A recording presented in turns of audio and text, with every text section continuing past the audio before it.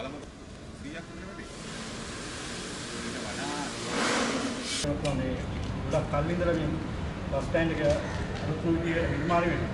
මොකද මේකේ තත්ත්වය මේ වෙනකොට කොයි විදිහට ඉවර වෙලා තියෙනවද කොයි කාලෙකද ඉවර කරන්න බලාපොරොත්තු වෙන්නේ? මේ අනුරාධපුර දිස්ත්‍රික්කයේ අනුරාධපුර ප්‍රධාන නගරයේ පදනම් කරගෙන ගොඩනගෙනවා බහුවිධ ප්‍රවාහන මධ්‍යස්ථාන දෙකක්. එකක් දක්ෂිණ බහුවිධ ප්‍රවාහන මධ්‍යස්ථානයේ අනිත් එක උතුරු එක ස්ටේෂන් එකත් එක්ක ගොඩනැගීමට නියමිත එක. ඉතින් ඔබ ඇහුවා වගේ මේක සැලකිය යුතු කාලයක් ගත කරලා තිබුණා. අපි ආණ්ඩුව බලයට ආවට පස්සේ අපි කොන්ත්‍රාත්කරුවා සමග මේ පිළිබඳ දිගින් දිගටම සාකච්ඡා කරමින් මේ කටයුත්ත කඩිනම් කරන්න අවශ්‍ය තීන්දුව ගත්තා. කොන්ත්‍රාත් කාලය ඉක්මවලා පහුගිය කාලේ ගත වෙච්ච සමහර ආර්ථිකය ඇතුළේ වෙච්ච සිදුවීම් සහ ඒ මැදිහත් වීම ඇතුළේ වෙච්ච ප්‍රමාදයන්ටත් අවශ්‍ය ප්‍රමාණාත්මක කාලයක් අපි උන්ට ලබා දුන්නා.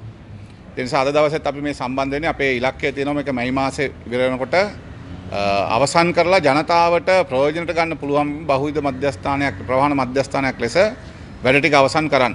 ඒ නිසා මේක දුර ගමන් බස් රථවලටත් ඒ වගේම අනුරාධපුරයේ සිට විහිදෙන අනෙකුත් බස් රථවලටත් එකවර පහසුකම් සැපිය හැකි.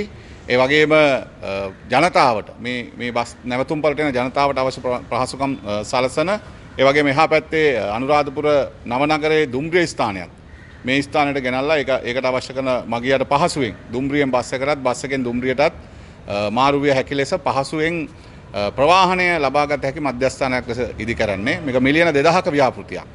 මේක ආරම්භ කරනකොට මිලියන 1300ක් පමණ තිබිච්ච ව්‍යාපෘතියක්. මේ තත්ත්වයන් එක්ක මිලියන 2000ක් දක්වා මෙහි මිල ඉහළ ගිහිල්ලා තියෙනවා.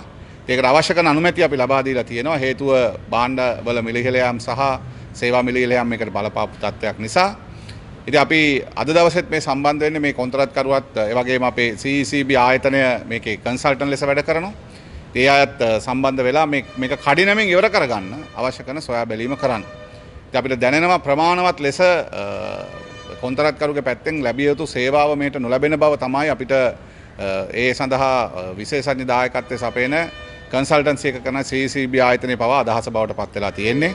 ප්‍රවාහන අමාත්‍යාංශයේ ලේකම්වරයා නියෝජ්‍ය ඇමතිවරයා ඒ වගේම ඇමතිවරයා පවා මේ නිරීක්ෂණය කරනවා. ඒ වගේම දිස්ත්‍රික්කයේ ප්‍රවාහනය සම්බන්ධයෙන් බාර වෙන්න අපේ සුසන්ත මන්ත්‍රීතුමා ඒ වගේම අපේ උතුරු මැද පළාත් ප්‍රවාහන සේවා අධිකාරියේ සභාපතිතුමා මේ අපි හැමෝම මේ කටයුත්ත කඩිනම් කරගන්න තමයි මේ උත්සාහ කරන්නේ. ඉතින් අපි අද දවසෙත් බලපුවාම මේක තව ටිකක් ප්‍රමාද වෙන එක නවත්ත ගන්න මොකද්ද ගත හැකි ක්‍රියාමාර්ග තමයි අපි නිරීක්ෂණය කරන්න සම්බන්ධ වෙන්නේ. ඉතින් අපි කොන්ත්‍රාත්කරුවන්ට දැඩිව මේ පිළිබඳ අවධාරණය කරා කඩිනම්ව ඒ සේවාවන් ලබා ගැනීමට අවශ්‍ය සේවාවට අවශ්‍ය කරන ඒ උපකොන්ත්‍රාත්කරුවන් ලවා හෝ මේක කරගෙන කඩිනම් කරගන්න කියන දැනුම් දීම සිදු කරා. ඒ එහෙම සිදු නොවෙනවා නම් අපිට ඒ පිළිබඳව ඉදිරියේදී තීරණයක් ගන්න සිද්ධ වෙනවා. මොකද තවදුරටත් ප්‍රමාද වීම හරහා මේ මහජන මුදල් නාස්ති වෙන්නේ. ඒක කොන්ත්‍රාත්කරුවාටත් හොඳ නැහැ ප්‍රමාද ගාස්තු අය කරන්න ගත්තොත් එහෙම ඒ කොන්ත්‍රාත්කරුවාටත් ඒකෙන් මේ කොන්ත්‍රාත්යේ වටිනාකමෙන් 100%ක් දක්වා මේ ප්‍රමාද ගාස්තු අය කරන්න සිද්ධ වෙන එක මැයි මාස 31 වෙනිදාන් පස්සේ ඉම්ප්ලිමන්ට් වෙනවා. ඉතින් අපි ඒකයි කියන්නේ මේ කොන්ත්‍රාත් කරන කොන්ත්‍රාත්කරු සමාගමටත් මේ කටයුත්ත කඩිනම් නොකළොත් එහෙම අපිට රජයක් හැටියට ආණ්ඩුවක් හැටියට ඒ ගත යුතු තීන්දුව ගන්න වෙනවා.